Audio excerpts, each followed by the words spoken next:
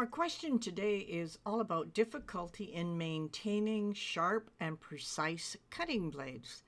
This is the Creative Crafters Podcast. Hi, I'm Bette from Bette's Makes, and this is your questions answered.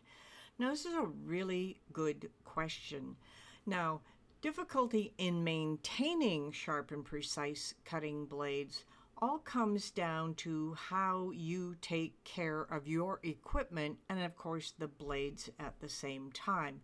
I'm going to start with the blades.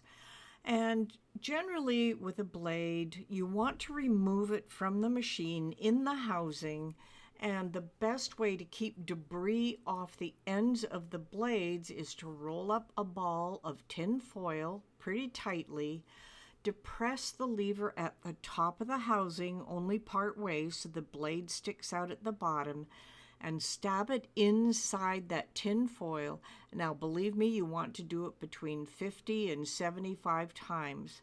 And then put it under a microscope or, of course, if you have a magnifying glass, and take a look at the blade to make sure there's no longer any debris on that blade. Now, when you're looking at the blade, the other thing to look for is to see if there are chips in the blade. And if they are, your blade is no longer going to work for you and you will need to replace it.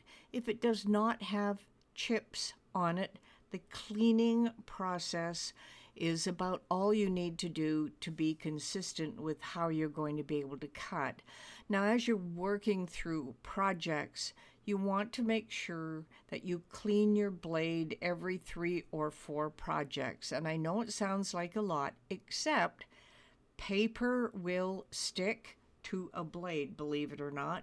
Vinyl definitely sticks to a blade, little pieces and parts as it's working through, and it will depend on how intricate your design is as well. If you're doing a lot of intricate design work, you're going to want to use the tinfoil method at the end of every project to make sure the blade is clean when you finish. Now, you want the blades, of course, to be precise in their cutting, and that will depend on the file you're working with and how you've defined what those lines will be.